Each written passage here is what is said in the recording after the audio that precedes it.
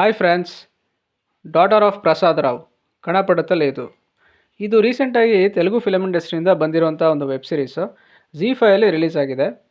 ಇದು ಒಂದು ತಂದೆ ಮತ್ತು ಮಗಳ ನಡುವೆ ನಡೆಯುವಂಥ ಕತೆ. ಇನ್ನು ಕತೆ ಶುರುವಿನಲ್ಲೇ ನಮಗೆ ಗೊತ್ತಾಗುತ್ತೆ ಪ್ರಸಾದ್ ರಾವ್ಗೆ ಅವನ ಮಗಳ ಮೇಲೆ ಎಷ್ಟು ಪ್ರೀತಿ ಆಮೇಲೆ ಪೊಸೆಸಿವ್ನೆಸ್ ಇರುತ್ತೆ ಅಂತ. ಆದರೆ ಮಗಳಿಗೆ ತಂದೆ ಮೇಲೆ ಪ್ರೀತಿಗಿಂತ ಜಾಸ್ತಿ ಭಯ ಇರುತ್ತೆ. ಒಂದು ದಿನ ಮಗಳಿಗೆ ಕೆಲಸ ಸಿಗುತ್ತೆ. ದೂರದ ಹೈದರಾಬಾದಲ್ಲಿ ಕೆಲಸ ಮಾಡಬೇಕಾದಂಥ ಒಂದು ಪರಿಸ್ಥಿತಿ ಬರುತ್ತೆ. ಸೊ ಈ ವಿಷಯನ ತಂದೆಗೆ ಭಾಳ ಕಷ್ಟಪಟ್ಟು ಕನ್ವಿನ್ಸ್ ಮಾಡಿ ಒಪ್ಪಿಸ್ತಾಳೆ. ನೆಕ್ಸ್ಟು ಹೈದರಾಬಾದಿಗೆ ಬರ್ತಾಳೆ. ಬಂದು ಅಲ್ಲಿ ವರ್ಕಿಂಗ್ ವುಮೆನ್ಸ್ ಹಾಸ್ಟೆಲ್ ಅಂತ ಇರುತ್ತೆ, ಅಲ್ಲಿ ಅವಳು ಉಳ್ಕೊತಾಳೆ. ಇನ್ನು ನಾನು ಮೊದಲೇ ಹೇಳ್ದಂಗೆ ತಂದೆಗೆ ಮಗಳ ಮೇಲೆ ತುಂಬ ಪ್ರೀತಿ ಇದ್ದಿದ್ದರಿಂದ ದಿನಾಗಲೂ ಫೋನ್ ಮಾಡಿ ಯೋಗಕ್ಷೇಮನ ವಿಚಾರಣೆ ಮಾಡ್ತಾ ಇರ್ತಾನೆ ಮಗಳಿಗೆ. ಆದರೆ ಒಂದಿನ ಏನಾಗುತ್ತೆ, ಅವ್ರ ಫ್ರೆಂಡ್ಸು ರೂಮ್ಮೇಟ್ಸು ಫೋನ್ ಎತ್ತಿ ಏನೋ ಒಂದು ಸಬೂಬು ಹೇಳ್ತಾ ಇರ್ತಾರೆ. ಅಂದರೆ ಅವಳ ಜೊತೆ ಮಾತಾಡೋದಕ್ಕೆ ಅವಕಾಶನೇ ಸಿಗ್ತಾ ಇರಲ್ಲ. ಸೊ ಇದೆಲ್ಲ ನೋಡಿದಾಗ ಅವನಿಗೆ ಒಂಥರ ವಿಚಿತ್ರ ಅಂತ ಅನಿಸಿ ಅವನು ಹೆದರ್ಕೊಂಡು ಅಲ್ಲಿಂದ ಹೈದರಾಬಾದ್ಗೆ ಬರ್ತಾನೆ, ಹಾಸ್ಟೆಲ್ಗೆ ಬರ್ತಾನೆ. ಅಲ್ಲೇ ಪ್ರಸಾದ್ ರಾವ್ಗೆ ಶಾಕಿಂಗ್ ವಿಷಯ ಒಂದು ಕಾದಿರುತ್ತೆ. ಅದೇನೆಂದರೆ ಅವ್ರ ಮಗಳು ಮಿಸ್ಸಿಂಗ್ ಆಗಿರ್ತಾಳೆ.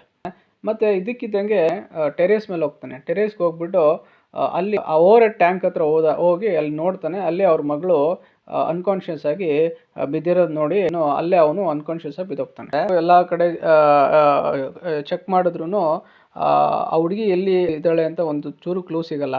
ಬಟ್ ಅವರ ತಂದೆ ಬಂದು ಇಷ್ಟು ಈಸಿಯಾಗಿ ಕಂಡುಹಿಡಿದ್ನಲ್ಲ, ಇದು ಹೆಂಗೆ ಸಾಧ್ಯ ಅಂದರೆ ಯಾಕೆ ಅವ್ರ ಮಗಳು ಆ ಪರಿಸ್ಥಿತಿಯಲ್ಲಿ ಸಿಕ್ಕಿದ್ಲು, ಮತ್ತು ಅದರ ಹಿಂದಿನ ಕಾರಣ ಏನು, ಮತ್ತು ಅದನ್ನು ಅವ್ರ ತಂದೆ ಹೇಗೆ ಕಂಡುಹಿಡಿತಾನೆ ಅನ್ನೋದೇ ಈ ಒಂದು ವೆಬ್ ಸೀರೀಸ್ನ ಮೇನ್ ಪ್ಲಾಟ್.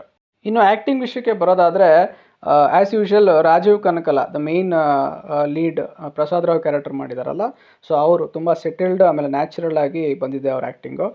ಮತ್ತು ಇನ್ನೊಬ್ಬರು police officer, female police officer role ಮಾಡಿರೋದು ಉದಯ್ ಭಾನು ಅಂತ. ಅವ್ರ ಆ್ಯಕ್ಟಿಂಗ್ ಕೂಡ ತುಂಬ ಚೆನ್ನಾಗಿ ಬಂದಿದೆ. ಖಡಕ್ ಪೊಲೀಸ್ ಆಫೀಸರ್ ರೋಲ್ ಮಾಡಿದ್ದಾರೆ ಅವರು. ಇನ್ನು ಡೈರೆಕ್ಷನ್ ವಿಷಯಕ್ಕೆ ಬರೋದಾದರೆ ಡೈರೆಕ್ಟರು ಸ್ಕ್ರಿಪ್ಟ್ ಮೇಲೆ ಚೆನ್ನಾಗಿ ವರ್ಕ್ ಮಾಡಿದ್ದಾರೆ. ಮತ್ತು ಎಲ್ಲೆಲ್ಲಿ ಟ್ವಿಸ್ಟ್ಗಳು ಕೊಡಬೇಕು ಅದನ್ನೆಲ್ಲ ಚೆನ್ನಾಗಿ ಯೋಚನೆ ಮಾಡಿ ಹಾಗೆ ಅದೇ ರೀತಿ ಎಕ್ಸಿಕ್ಯೂಟ್ ಮಾಡಿದ್ದಾರೆ. ಇನ್ನೊಂದು ಇದರಲ್ಲಿ ಒಂದು ಮೆಸೇಜ್ ಕೂಡ ಇಟ್ಟಿದ್ದಾರೆ. ಲಾಸ್ಟ್ ಎಪಿಸೋಡಲ್ಲಿ, ಲಾಸ್ಟ್ ಕ್ಲೈಮ್ಯಾಕ್ಸಲ್ಲಿ ಒಂದು ಮೆಸೇಜ್ ಕೂಡ ಇದೆ, ಬ್ಯೂಟಿಫುಲ್ ಮೆಸೇಜ್ ಇದೆ. ಸೊ ಅದೆಲ್ಲದನ್ನು ಚೆನ್ನಾಗಿ ಎಕ್ಸಿಕ್ಯೂಟ್ ಮಾಡಿದ್ದಾರೆ. ಒಂದು ಎಪಿಸೋಡಿಂದ ಇನ್ನೊಂದು ಎಪಿಸೋಡ್ಗೆ ಕ್ಯೂರಿಯಾಸಿಟಿ ಮೇಂಟೈನ್ ಮಾಡ್ಕೊಂಡು ಹೋಗಿದ್ದಾರೆ. ಇನ್ನು ನೆಗೆಟಿವ್ ಏನಾದರೂ ಇದೆಯಾ ಅಂತ ನೋಡೋದಾದರೆ ನನ್ನ ಪ್ರಕಾರ 2 ನೆಗೆಟಿವ್ ಇದೆ. ಒಂದು ಏನಂದರೆ ಸಪೋರ್ಟಿಂಗ್ ಕ್ಯಾರೆಕ್ಟರ್ಸ್ ಇದ್ದಾರಲ್ಲ, ಅವರು ಅಷ್ಟೊಂದು ಇಂಪ್ರೆಸಿವ್ ಆಗಿ ಮಾಡಿಲ್ಲ. ಅಂದರೆ ಇನ್ನೊಂದು ಸ್ವಲ್ಪ ಎಗ್ರೆಸಿವ್ ಆಗಿ ಆ್ಯಕ್ಟಿಂಗ್ ಮಾಡಿದರೆ ಚೆನ್ನಾಗಿರ್ತಿತ್ತು.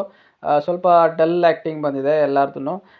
ಇನ್ನು 2ನೇ ನೆಗೆಟಿವ್ ಏನಪ್ಪ ಅಂದರೆ ಮೇಯ್ನಾಗಿ ಈ ಥರ ಒಂದು ಸಸ್ಪೆನ್ಸ್ ಆ್ಯಂಡ್ ಕ್ರೈಮ್ ಥ್ರಿಲ್ಲರ್ ಕಥೆಗಳಿಗೆ ಮೇನ್ ಬ್ಯಾಕ್ ಬೋನೇ ಆ ಕಥೆಯಲ್ಲಿ ಬರುವಂಥ ವಿಲನ್ ಕ್ಯಾರೆಕ್ಟರು. ಬಟ್ ಈ ಒಂದು ವೆಬ್ ಸೀರೀಸಲ್ಲಿ ವಿಲನ್ ಮಾಡಿರೋರು ಅಷ್ಟೊಂದು ನನಗೇನೋ ಇಂಪ್ರೆಸಿವ್ ಆಗಿ ಬರಲಿಲ್ಲ. ಅಂದರೆ ಅಷ್ಟು ನನಗೆ ಪಂಚ್ ಆಗಲಿಲ್ಲ. ಸೊ ಇದು ನನ್ನ ಪರ್ಸ್ನಲ್ ಒಪಿನಿಯನ್ನು. ಇನ್ನು ನನ್ನ ಕಡೆಯಿಂದ ನಾನು ಈ ವೆಬ್ ಸೀರೀಸ್ಗೆ ಕೊಡ್ತಾ ಇರೋಂಥ ರೇಟಿಂಗು 3.25 ಔಟ್ ಆಫ್ 5. ಇನ್ನು ಯಾರ್ಯಾರು ಈ ಒಂದು ವೆಬ್ ಸೀರೀಸ್ನ ನೋಡಿದ್ದೀರಾ, ದಯವಿಟ್ಟು ನಿಮ್ಮ ಅಭಿಪ್ರಾಯನ ಕಾಮೆಂಟ್ ಸೆಕ್ಷನಲ್ಲಿ ಹಾಕಿ. ಲೈಕ್, ಶೇರ್ ಆ್ಯಂಡ್ ಸಬ್ಸ್ಕ್ರೈಬ್ ಮಾಡಿ. ಸಿಗೋಣ ನೆಕ್ಸ್ಟ್ ವೀಡಿಯೋದಲ್ಲಿ. Thank you.